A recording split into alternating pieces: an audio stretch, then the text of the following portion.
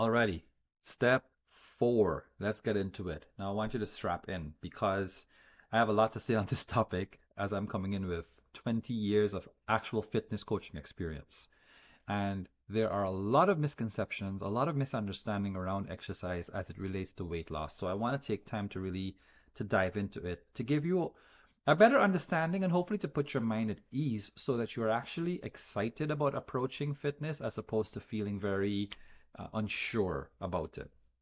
So, as it relates to weight loss, fitness is an opportunity for you to burn off any excess calories that you're storing. Now, this is a very, very huge oversimplification of what exercise is. Physical activity, being physically fit, comes with countless benefits, right? It lowers your blood pressure, it lowers your cholesterol, it regulates your insulin, it strengthens your bones, joints, your muscles, it improves brain health, it lowers your stress, it regulates your hormone production. So if you're perimenopausal or menopausal, exercise is one of the most effective ways to manage your hormones so you reduce your hot flashes, you have more energy, there's less brain fog. The list goes on and on and on. Now, some of the misconceptions around exercise or the unknowns are what kind of workouts you should be doing, how long you should be doing it for, how often you should be doing it, um, how intense the workout should be. And all of these variables, if you're not an exercise person, if you're not a gym person, can feel very, very overwhelming.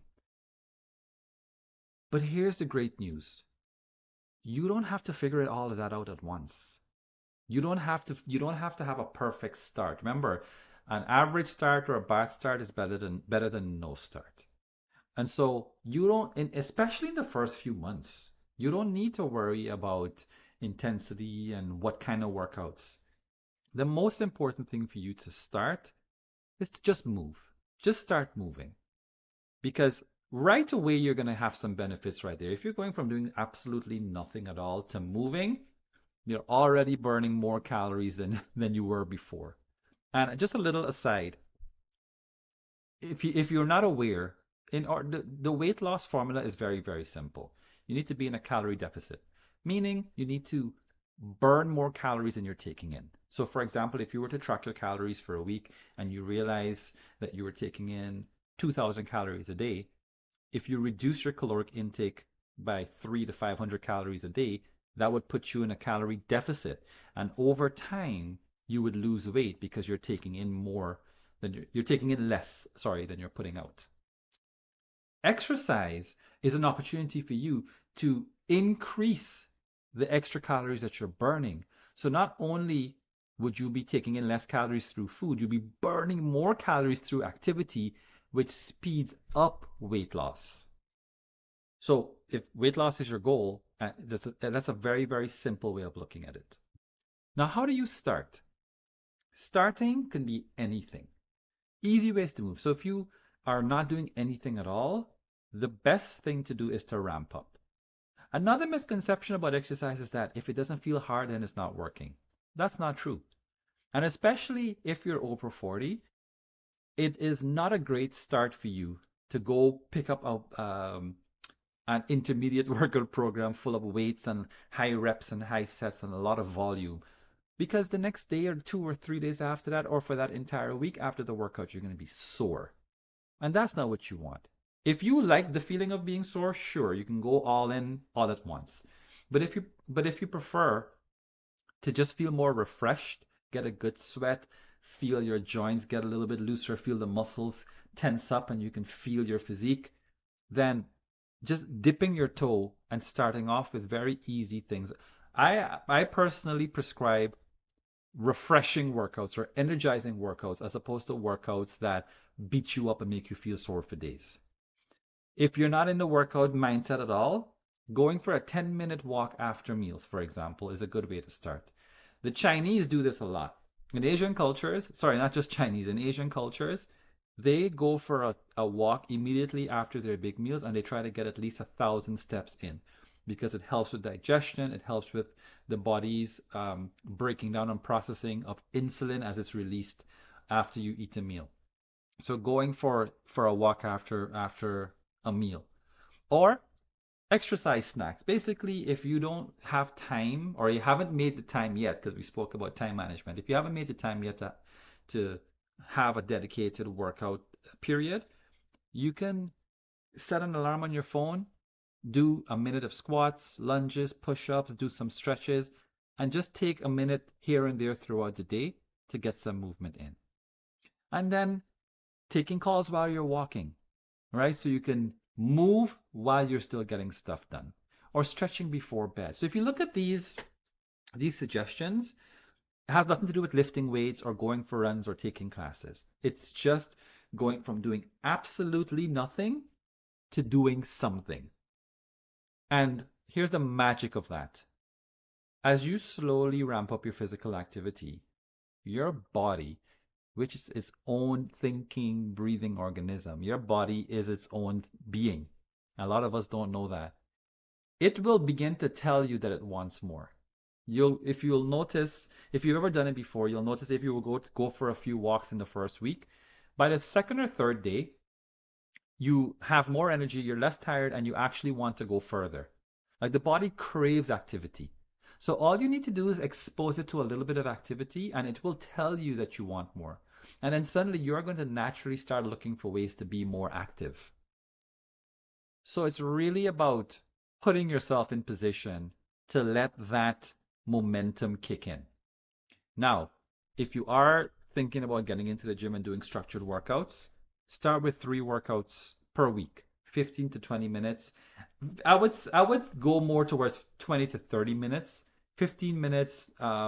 If you've never done anything at all and you're really nervous about moving and you feel like you're so out of shape, you can start with 15 minutes. But generally, you want to give yourself 20 to 30 minutes. I'm gonna change that right now. Say 20 to 30 minutes per week. And you want to mix in body weight movements like squats, like lunges, like wall push-ups. By the way, I'm going to provide some basic workouts you can get started with after these modules. So they're going to be links to exercises you can get started with. But if you have some knowledge of exercise, focus on body weight movements or full body workouts, meaning that you're working all of the muscles in your body. So you're not splitting it up with like back and legs and arms and shoulders. No, just work all the muscles in your body during each workout. 1 to 2 sets per exercise. So you can do 2 sets of squats, 2 sets of push-ups, 2 sets of lunges, and if you have some free weights, 2 sets of bicep curls. That's it. You just need to get your body moving to create some momentum. Now, let's get a little deeper. This is the one body that we've been given.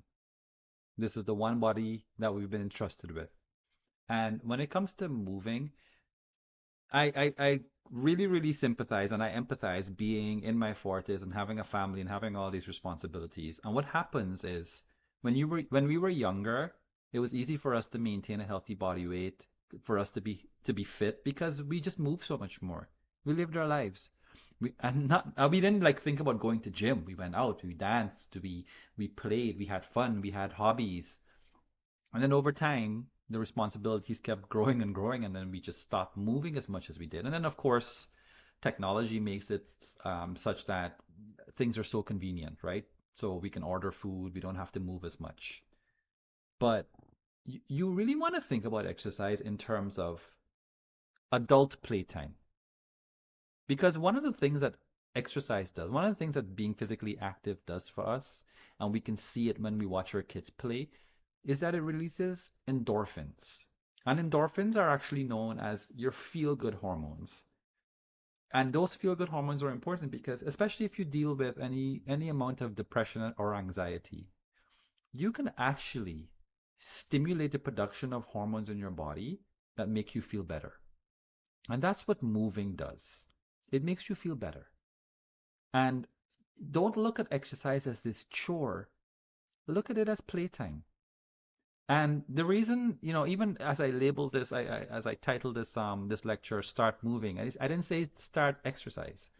So don't think of it as exercise. Think of it as moving. Think of it as your opportunity to move, to have fun with your body. And that's why I'm telling you, it doesn't matter if you're weight training or you're riding a bike or you're taking a Zumba class.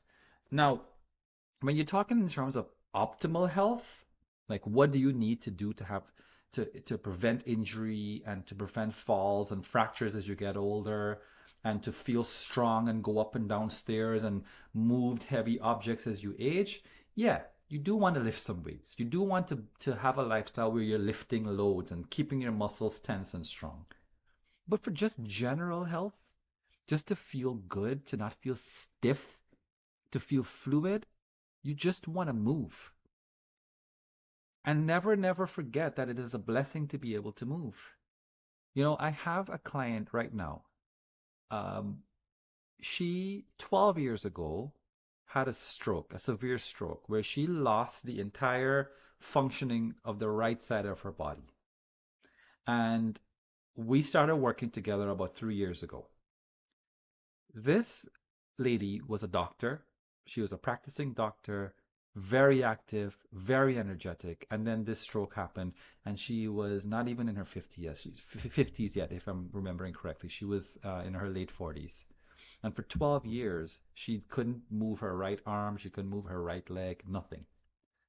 And through the work we've been putting in together, she has slowly regained functioning in her right leg, her right arm.